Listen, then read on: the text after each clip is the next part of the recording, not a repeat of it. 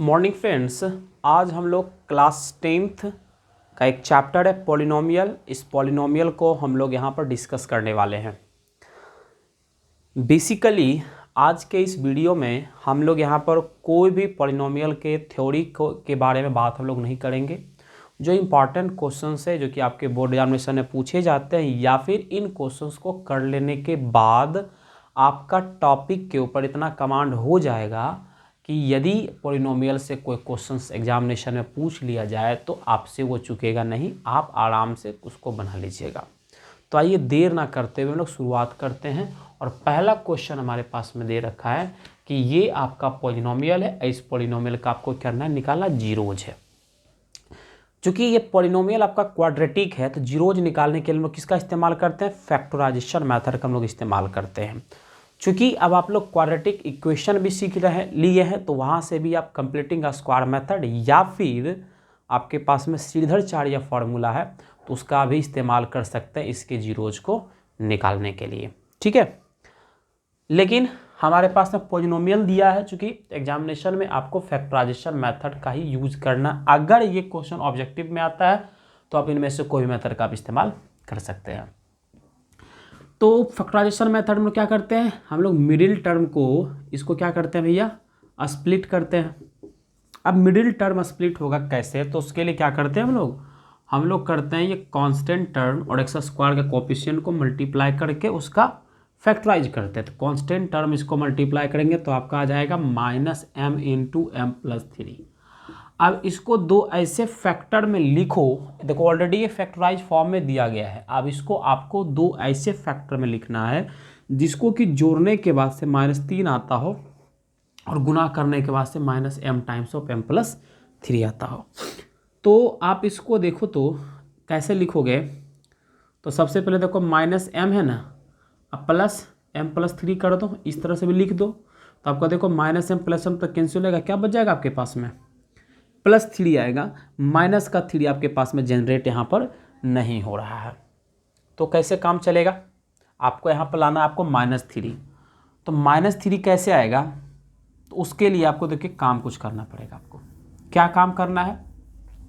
तो चलिए इसको देखिए, -m × m+3 है तो एक काम करो ना, m+3 को आप पहले लिख लो, माइनस को m+3 कर लो, अब माइनस ऑफ फिर -m कर लो। तो यहाँ देखो क्या निकल जाएगा -m+3। मैं बता रहा हूँ कि अप्रोच हम कैसे लगाते हैं फैक्टराइज करने के लिए। ठीक है ना, मैं एक लाइन में कर दूंगा, आप उसको रट लोगे, फिर वो कोई काम का नहीं होता। और यहाँ देखो ये माइनस माइनस फिर देखो यहाँ +m हो, सॉरी -3 रहेगा। अब देखो m से m कैंसिल हो गया था, हमारा बच रहा आपका -3। तो एक फैक्टर हमारा आ जाएगा -m+3x और दूसरा फैक्टर हमारा क्या हो जाएगा? -m। तो देखिए मिडिल टर्म अब हमारा देखिए स्प्लिट यहाँ पर हो गया। तो कैसे लिखेंगे? x² -m+3x -mx लिख देंगे। तो माइनस माइनस क्या हो जाएगा आपका? +mx हो गया आपका, ये +mx है ना, अब -m × m+3 हो गया आपका। अब चूंकि कहीं ना कहीं इसकी वैल्यू क्या होती है? 0 होती है। अब यहाँ से क्या कर सकते हैं? यहाँ =0 लिख करके यहाँ पर भी आप वो वाला मेथड जो होता था क्वाड्रेटिक फार्मूला वाला मेथड उसको अप्लाई कर सकते हैं। आ जाइए, अब इन दोनों में कॉमन निकालेंगे तो x कॉमन निकल जाएगा, बच क्या जाएगा आपका? x - m+3। और यहाँ से इन दोनों में कॉमन निकालेंगे, +m को कॉमन निकाले तो क्या बच जाएगा आपके पास में? x - m+3 =0। फिर इन दोनों में कॉमन निकाल लो तो x - m+3 को कॉमन निकाल लेंगे तो यहाँ बच जाएगा क्या आपके पास में? x + m = 0। ठीक है, या तो x - m+3 = 0 हो जाएगा या फिर x + m = 0 हो जाएगा। तो यहाँ से क्या निकल जाएगा? x बराबर वैल्यू निकल जाएगा आपके पास में m+3 और यहाँ से x बराबर वैल्यू निकल जाएगा आपके पास में -m। यही दो x का वैल्यू आएगा m के टर्म्स में, जिसको कि इस पॉलिनोमियल में रखने के बाद उसका वैल्यू 0 आएगा।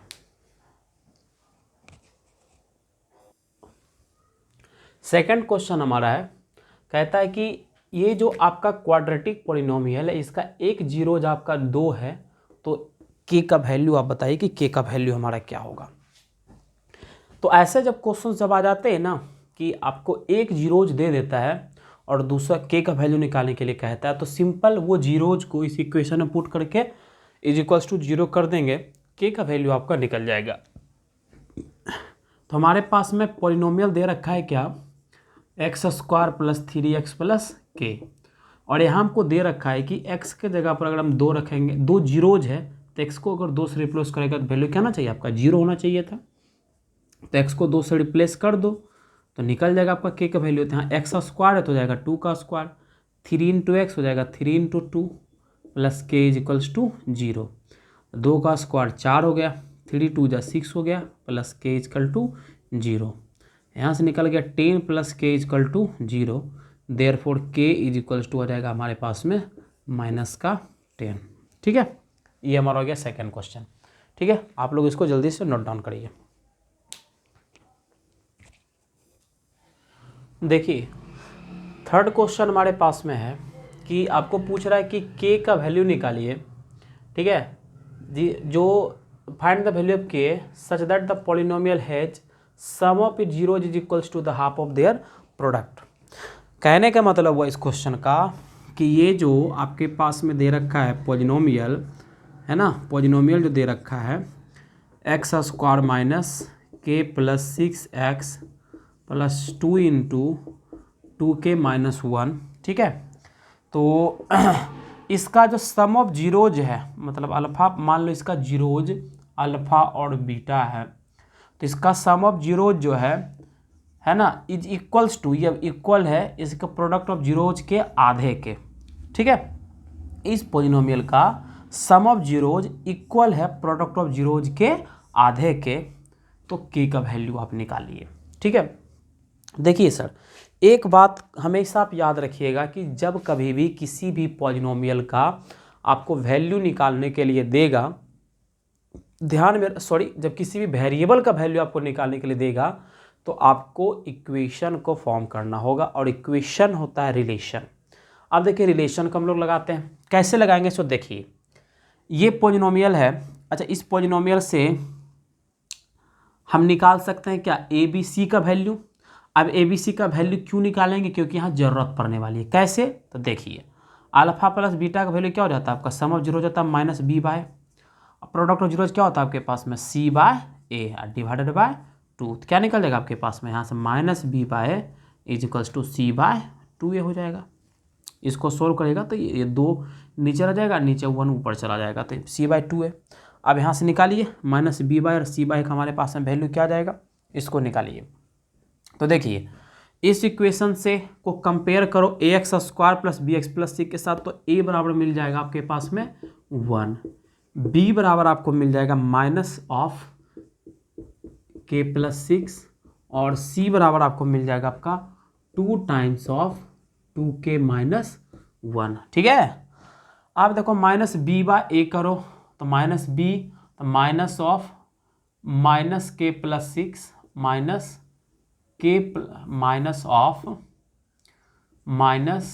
-k + 6 डिवाइडेड बाय a, तो 1 इज इक्वल्स टू c क्या है आपका 2 × 2k - 1 डिवाइडेड बाय 2a, तो 2 × a बराबर 1 है।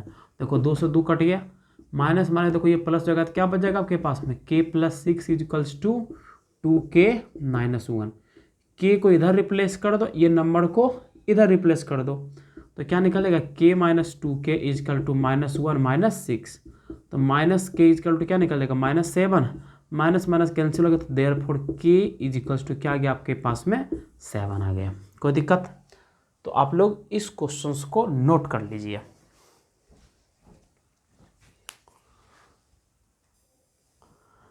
नेक्स्ट क्वेश्चन हमारे पास में दे रखा है कि एक पॉलिनोमियल है, और पॉलिनोमियल कुछ आपका ये है x² - 6x + k।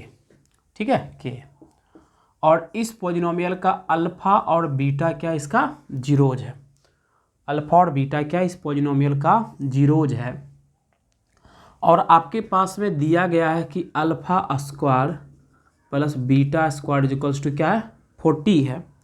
तो आप क्या करिए ना, आप k का वैल्यू निकाल करके बताइए क्या होगा। अब यहाँ देखो क्या है आपके पास में k वेरिएबल है, और आपको पूछ रहा है कि इस वेरिएबल का वैल्यू क्या होगा।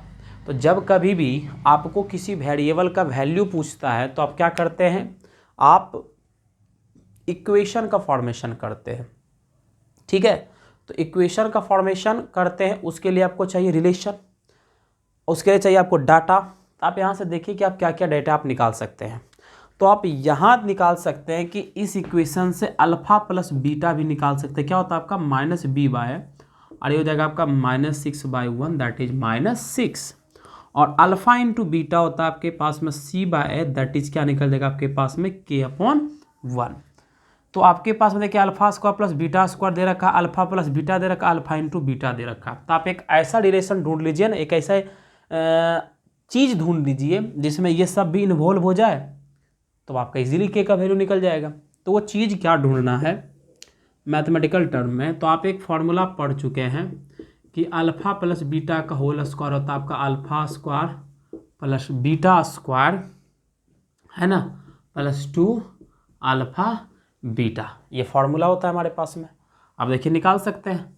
यहाँ देखो अल्फा प्लस बीटा क्या दे रखा है आपके पास में, तो -6 है, सॉरी -6 दैट इज +6 हो जाएगा आपके पास में। तो +6 का square, alpha square beta square 40 है, 2 इंटू अल्फा बीटा क्या आपके पास में k है।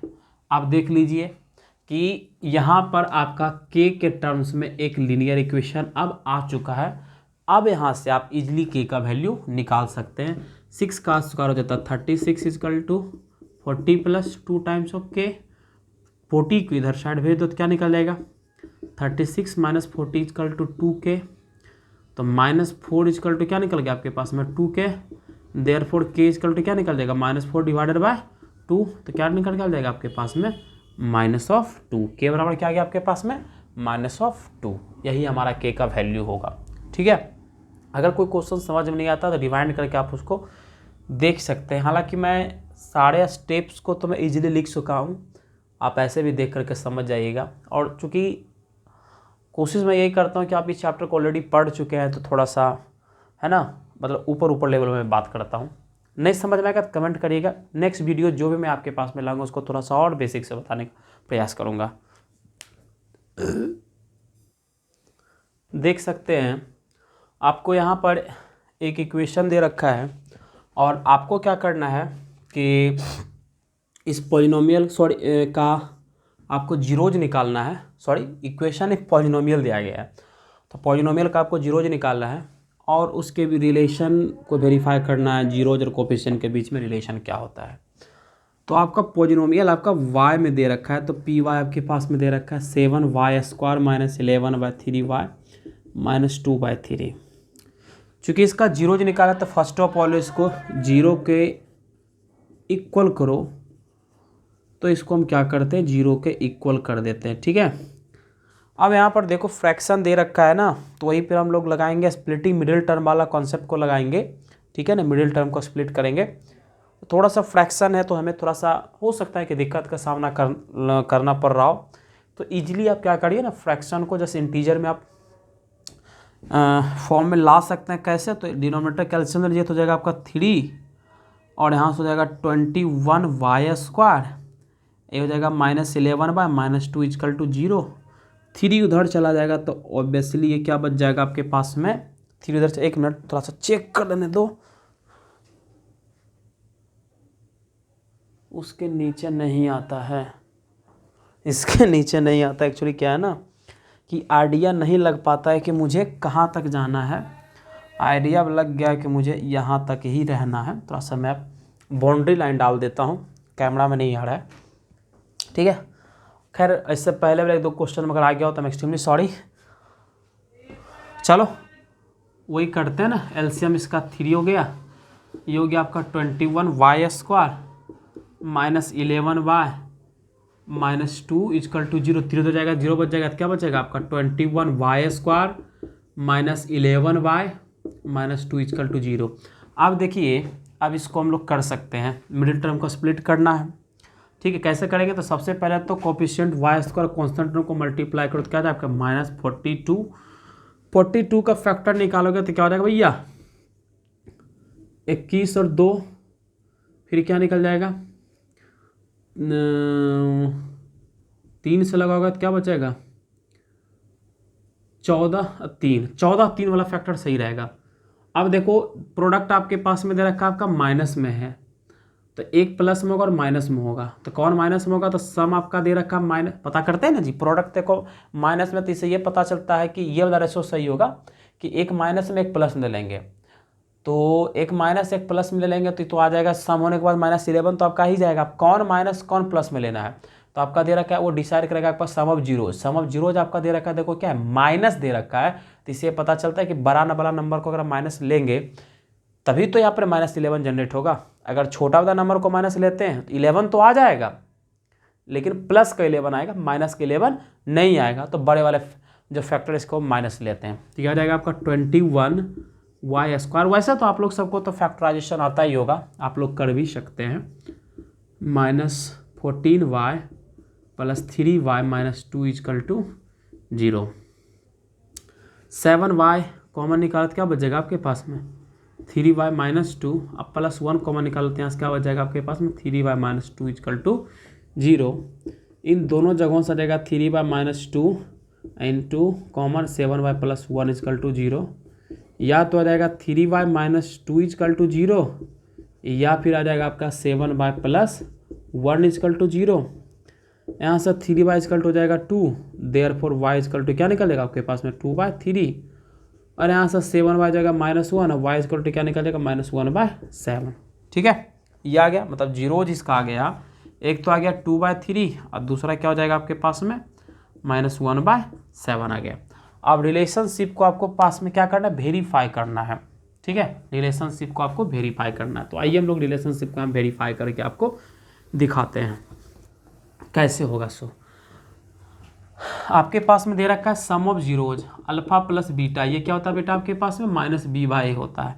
अल्फा प्लस बीटा, अल्फा क्या था आपका बेटा 2/3, बीटा क्या था -1/7। ठीक है, = -b, तो माइनस ऑफ क्या हो जाएगा भैया -11/3, और एक क्या है आपका भैया 7 है। देख लो क्या हो जाएगा 7 3 जा 21, ऊपर हो जाएगा आपका 14, 3 से लगाएगा तो 7 बचेगा, मल्टीप्लाई का 14 हो गया, 7 कैसे हो जाएगा -3, और यहाँ से देखो -11 यहाँ से आ जाएगा आपका 21, तो 14 में से 3 गया क्या बचेगा 11/21, यहाँ पे क्या हो गया आपके पास में 11/21। तो यहाँ से आप देख पा रहे हैं कि LHS और RHS हमारा क्या हो गया आ गया है बराबर। आपको पता है सम ऑफ जीरोज होता है -b/a, तो सम ऑफ जीरोज आपने निकाला तो यह भी आया आपका 11/21, और -b/a करने पर भी आया आपका 11/21। ठीक है, तो ये तो वेरीफाई हो गया। दूसरा हमको जो वेरीफाई करना है वो वेरीफाई करना है इसका प्रोडक्ट ऑफ जीरोज। तो प्रोडक्ट ऑफ जीरोज क्या होता है भैया अल्फा इंटू बीटा होता है आपका c/a।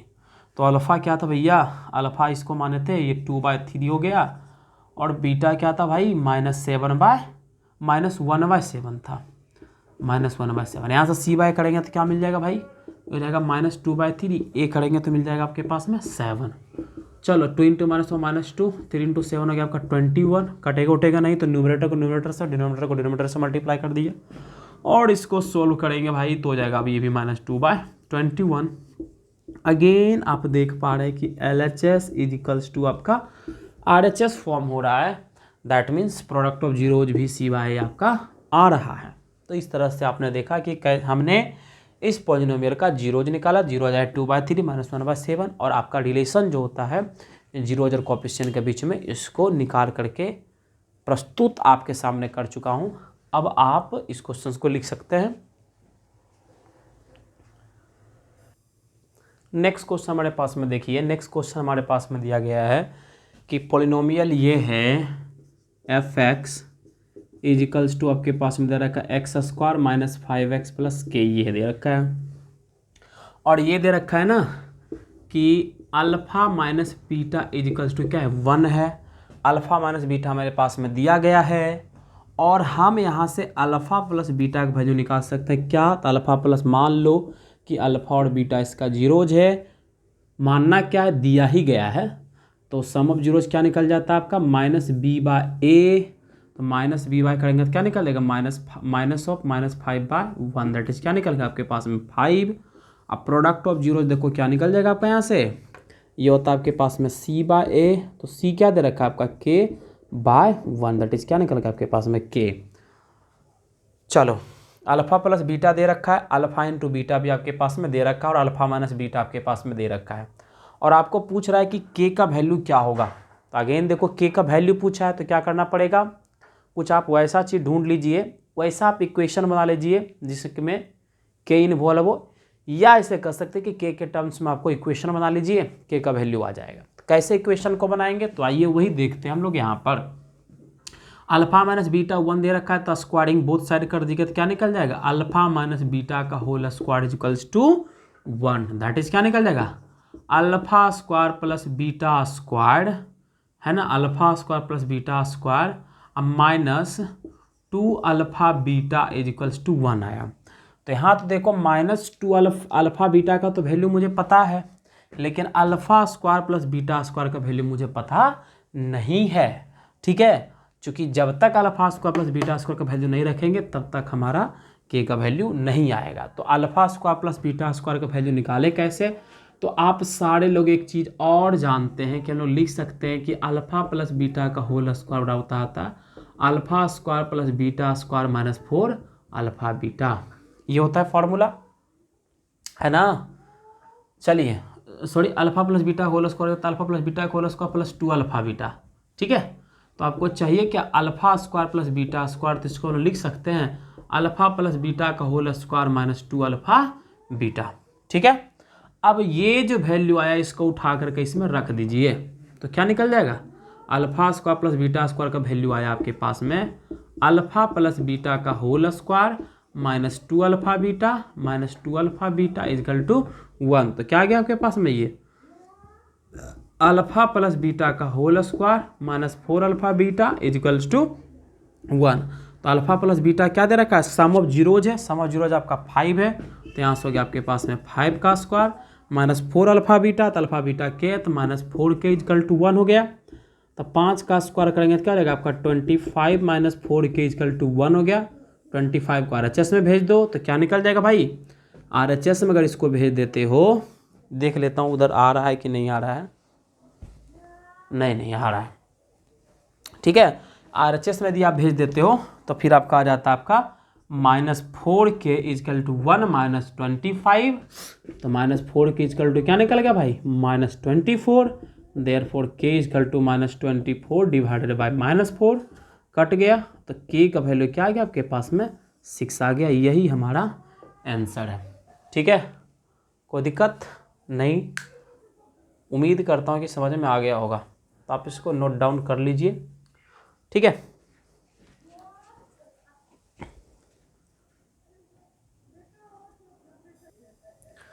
देखिए सर, आपको क्या करना है ना कि आप एक ऐसा क्वाड्रेटिक पॉलिनोमियल निकालिए जिसका जीरोज है ना, ये क्वाड्रेटिक पॉलिनोमियल के जीरोज का रेसिप्रोकल है। ठीक है, अब आ जाइए, आपको जब कभी भी कोई क्वाड्रेटिक पॉलिनोमियल निकालने के लिए कहता है तो उसका फॉर्मूला क्या होता है, तो px निकालने का जो हमारा फॉर्मूला होता है k times of x square minus sum of zeros into x plus product of zeros, यही फॉर्मूला होता है आपका।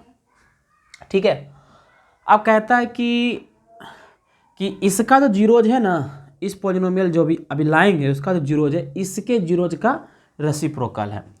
तो मतलब क्या है कि मान लो कि ये ax square plus bx plus c, ये जो पॉलिनोमियल दे रखा है, इसका जीरोज मान लो अल्फा और बीटा है, तो इसका जीरोज क्या निकल जाएगा 1 बाय अल्फा और 1 बाय बीटा, यही होगा। तो आपको चाहिए क्या, सम ऑफ जीरोज और प्रोडक्ट ऑफ जीरोज अगर आ जाता है तो फिर ये पॉलिनोमियल आ जाएगा आपके पास में।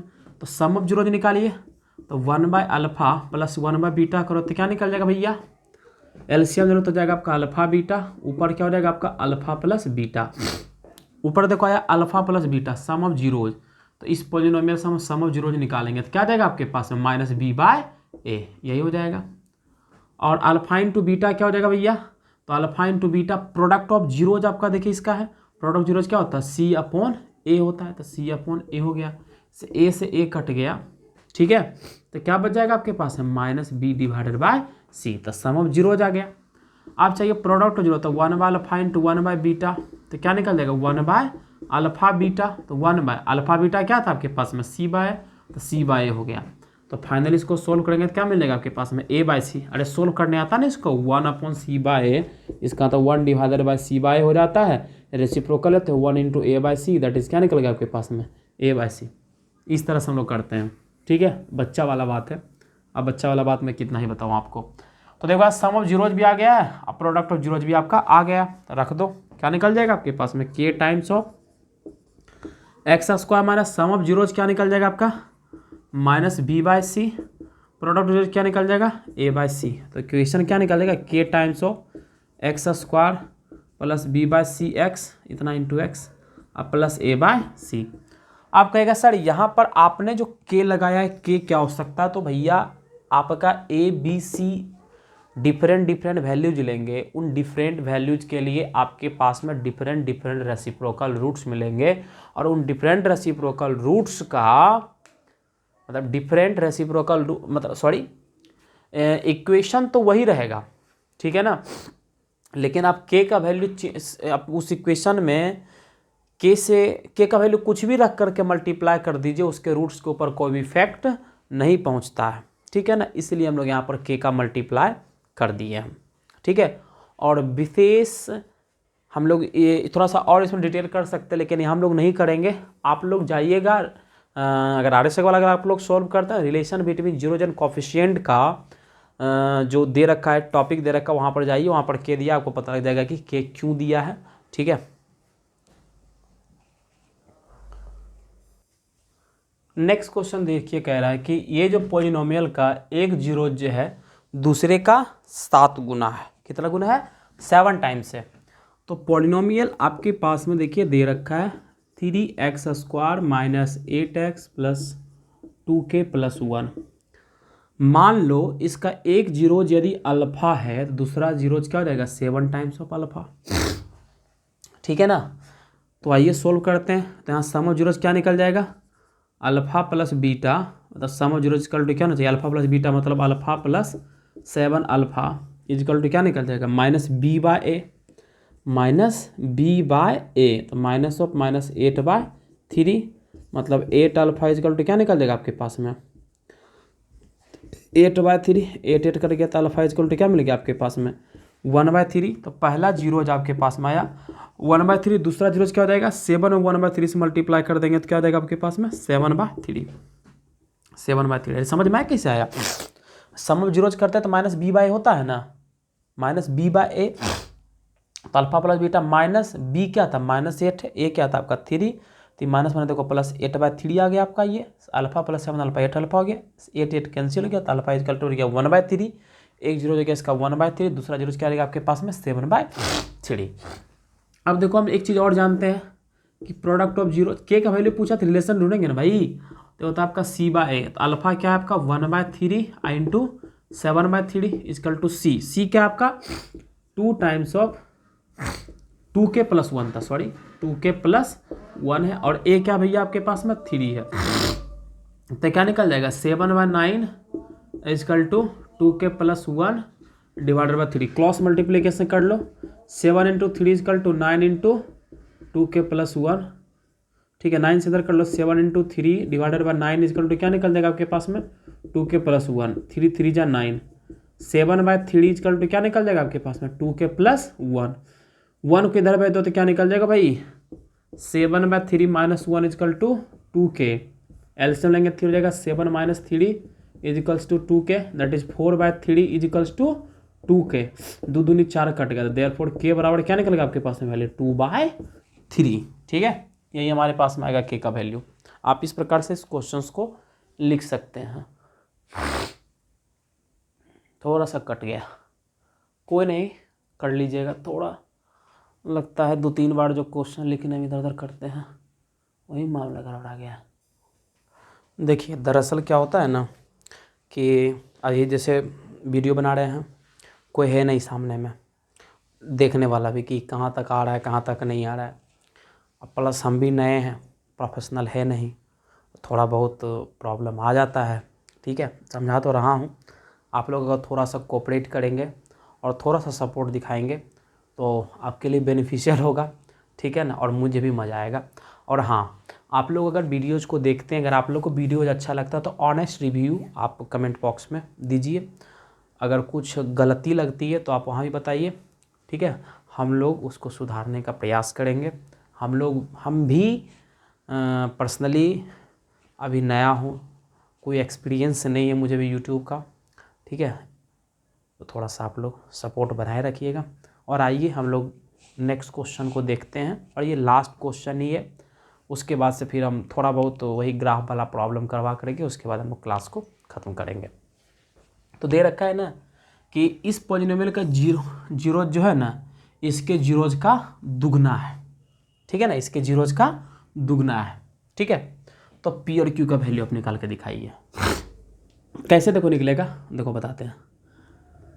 तो मान लो ये जो जीरो है ना, 2x² माइनस 5x माइनस 3 एक इक्वेशन है, और दूसरा इक्वेशन आपका x² plus px plus Q. मान लो इसका जीरोज अल्फ़ा और बीटा है, तब इसका क्या हो जाएगा 2 अल्फ़ा और 2 बीटा। तो यहाँ से निकालेंगे सम ऑफ जीरोज, क्या हो जाएगा आपका भैया minus b by that is 5/2। अब प्रोडक्ट ऑफ जीरोज क्या होता है c बाय, तो -3/2, c -3/2। यहाँ से अगर निकालेंगे सम ऑफ जीरोज तो क्या निकल जाएगा भैया 2 times 2 alpha plus 2 beta is equal to p। तो 2 कॉमन निकाल लो तो क्या निकल जाएगा आपके पास में, यहाँ देखो निकालो ना, यहाँ निकालते हैं, चलो यहाँ से निकल जाएगा 2 alpha plus 2 beta equals to p minus b by, तो माइनस p हो जाएगा ना। सम ऑफ जीरो जी ना होता है 2 अल्फ़ा प्लस 2 बीटा, इसका जीरोज है, तो 2 alpha plus 2 beta minus b by, तो minus p/1 that is minus p। दो कॉमन निकालो तो क्या निकल जाएगा 2 times of alpha plus beta is equal to minus p। Alpha plus beta का वैल्यू क्या आपके पास में 5/2 है, तो 2 × 5/2 रख दो इजकल्स टू माइनस p। 2 से 2 चला गया, तो देयरफॉर p इजकल टू क्या हो जाएगा आपके पास में -5। दोनों साइड माइनस मल्टीप्लाई करेंगे तो -5 हो जाएगा, प्लस p हो जाएगा, तब p का वैल्यू आ गया आपके पास में -5। दूसरा प्रोडक्ट जीरोज करो तो क्या मिलेगा 2 अल्फ़ा इंटू 2 बीटा करोगे तो क्या मिल जाएगा आपके पास में c/a। तो c क्या है आपका q, a तो 1 है, तो q/1 करोगे तो आपको q ही मिलेगा। ये हो जाएगा 2 दूनी 4 alpha beta is equal to q। 4 alpha beta का देखो वैल्यू दे रखा -3/2, 2 जा कट गया इजकल टू q। तो देयरफॉर q इजकल टू क्या जाएगा आपके पास में 3 2 जा -6, सॉरी -3 2 जा -6, यही है, ठीक है। तो ये हमारा इसका लास्ट क्वेश्चन था। अब देखिए इसी में क्या होता है ना कि कभी कभी आपको पहचानने के लिए दे देगा कि बताए कि इनमें से कौन सा ग्राफ क्वाड्रेटिक पॉलिनोमियल का है। याद रखिएगा कि क्वाड्रेटिक पॉलिनोमियल का ग्राफ जो होता है ना, ये होता है आपका पैराबोलिक होता है। तो या तो आपको अगर x में इक्वेशन है तो या तो आपको मिलेगा पैराबोला ओपन्स अपवर्ड या फिर पैराबोला ओपन्स डाउनवर्ड, डिपेंड करता है कि x² का कोफिशिएंट क्या है। तो पैराबोलिक आपको ग्राफ देख लेना, अगर पैराबोलिक ग्राफ है, ठीक है, मतलब वो क्वाड्रेटिक का ग्राफ होगा। अगर पैराबोलिक का ग्राफ नहीं है तो क्वाड्रेटिक का ग्राफ नहीं होगा। ये फिगर को हम लोग कहते हैं पैराबोला, ठीक है। अगर y वेरिएबल में इक्वेशन है तो ग्राफ क्वाड्रेटिक का कुछ इस यूं होगा, मतलब ये भी पैराबोला ही है, ठीक है। नहीं ये लेफ्ट साइड में खुला हुआ एक है, एक ही आपका राइट साइड में खुला हुआ, ठीक है। तो ये चारों आपका पैराबोला ही है, डिपेंड करता है कि किस वेरिएबल में आपका इक्वेशन है और x² और स्क्वायर ऑफ द वेरिएबल्स का कोफिशिएंट क्या है, इसके ऊपर आपका डिपेंड करता है कि पैराबोला आपका कैसा होगा। तो खैर इतना बातें मैं बोल दिया, इतना बातें आपको ध्यान में नहीं रखना है। सिंपल सी बात है कि अगर आपको बोलेगा कि क्वाड्रेटिक पॉलिनोमियल का ग्राफ कैसा होगा, क्वाड्रेटिक इक्वेशन का ग्राफ कैसा होगा, दोनों का, तो दोनों का ग्राफ क्या होगा आपका पैराबोलिक होगा, ठीक है।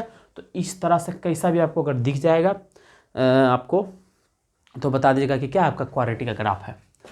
कभी कभी आपको इसी में से पूछ देगा नंबर ऑफ जीरोज के ऊपर सवाल कि कितने जीरोज होंगे, तो आपको देखना पड़ेगा कि पॉलिनोमियल जो इक्वेशन है, अगर इक्वेशन x में तो वो x एक्सिस को कितनी बार कट किया है या फिर x एक्सिस को कितनी बार टच किया है, ठीक है। और पॉलिनोमियल आपका y में है तो आपको ये देखना पड़ेगा कि y एक्सिस को वो कितनी बार कट किया है और कितनी बार टच किया है। जैसे हम लोग यहाँ पर देखते हैं कि एक ये लाइन दे दी है सीधा सीधी, आप बोलेगा इससे बताए कि कितने जीरोज है, ये आपका x एक्सिस है, ये आपका y एक्सिस है। तो क्या ये देख रहे हैं कि लाइन है एक्स एक्सिस, चूंकि हमारे पास में ग्राफ ले रहे हैं y equal to f x में, मतलब एक्स वेरिएबल में हमारे पास में इक्वेशन है। तो यहाँ पर हम देख रहे हैं कि ये एक्स एक्सिस को कहीं पर भी कट कर रही है, नहीं कट कर रही है, तो इसका कितना कुछ सॉल्यूशन होगा, 0 सॉल्यूशन होगा। ठीक है, अब एक दूसरा ग्राफ ले लेते हैं कुछ इस तरह से। लो, अब पूछें कि इसमें कितना सॉल्यूशन होगा, तो हम यहाँ पर देख पा रहे हैं कि चूंकि हमारा ग्राफ किस में, एक्स वेरिएबल में है, तो अभी हम एक्स एक्सिस को देखेंगे तो ग्राफ एक्स एक्सिस को एक जगह कट किया है, इसका कितना सॉल्यूशन होगा आपका, 1 सॉल्यूशन होगा। ठीक है, जैसे कुछ ये ग्राफ मान लो हम ले लेते हैं, इसमें पूछे कितने सॉल्यूशन होंगे, देखो एक जगह कट किया, 2 जगह कट किया, 3 जगह एक्स एक्सिस को कट किया है, कितना सॉल्यूशन हो जाएगा आपका, 3 सॉल्यूशन हो जाएगा। जैसे ये पूछ दिया, ये कैसा ग्राफ होगा, हालांकि क्वाड्रेटिक पॉलिनोमियल का ग्राफ है, एक्स एक्सिस को कहीं पर भी ना तो टच किया ना तो कट गया, तो कैसा कितने का हो जाएगा आपका, 0 सॉल्यूशन होगा इसका। अब जैसे ये ग्राफ ले लिए कुछ, ठीक है, ये देखो आपका एक्स एक्सिस है और ये आपका देखो वाई एक्सिस है, और ये पॉलिनोमियल एक्स को 2 जगह कट किया, तो कितने सॉल्यूशन होंगे, 2 सॉल्यूशन होंगे। ठीक है, समझ में आ रहा है कि नहीं समझ में आ रहा है। लेकिन क्वाड्रेटिक के केस में फिर देखिएगा कि जैसे ये इस तरह से दे दिया तो क्या हो जाएगा, यहाँ पर देखो एक जगह कट किया तो 1 सॉल्यूशन होगा, और चूंकि ये क्वाड्रेटिक का ग्राफ है तो इसलिए क्या होगा, उसका एक ही सॉल्यूशन, लेकिन वो क्या होगा, रिपीटेड सॉल्यूशन होगा। ठीक है, मतलब 3 √2 √3 टाइप का, इस तरह से आपके पास में रूट्स आएंगे। ठीक है, तो कुछ यही ग्राफ से रिलेटेड आपके पास में प्रॉब्लम्स होंगे, और बस इतना ही पॉलिनोमियल। अब इतने सारे क्वेश्चंस को आप अच्छे ढंग से कर लीजिए, इसका बार बार रिवीजन कर लीजिए। ठीक है, आप लोग रेगुलर फार्मूला शीट को पढ़ते रहिए। ठीक है, इतना सफिशिएंट है, इतना कर लीजिएगा तो पॉलिनोमियल से गारंटी देता हूँ कि कोई भी सवाल आ जाएगा आपसे नहीं चुकेगा, बशर्ते कि आप कंसेप्ट बना करके पढ़ाई करें। ठीक है, धन्यवाद। और अगर आपको अच्छा हमारा वीडियो लगा हो तो प्लीज़ आप लोग ऑनेस्ट रिव्यू ज़रूर दीजिएगा, और अपने दोस्तों के साथ इसे शेयर भी कर सकते हैं, क्योंकि आप लोग के सपोर्ट की वजह से ही हमें मोटिवेशन मिलता है, और हम इस तरह से और भी वीडियोज लाएंगे। और ये एक सीरीज चल रहा है जिसमें कि हम लोग पहले ऑलरेडी रियल नंबर का जो इंपॉर्टेंट क्वेश्चंस को डिस्कस कर चुके हैं, अभी पॉलिनोमियल का कर रहे हैं। अनुभव थोड़ा सा कम है, बच्चे मेरे पास नहीं होते हैं, इसीलिए मुझे थोड़ा सा परेशानी का आपको साथ सामना करना पड़ सकता है। लेकिन धीरे धीरे हम लोग जब एक्सपीरियंस जब हो जाएंगे, मतलब यूट्यूब के क्षेत्र में, ठीक है ना, ऐसा तो एक्सपीरियंस तो है ही मुझे, फिर हम लोग दोनों को मज़ा आएगा। ठीक है, थैंक यू।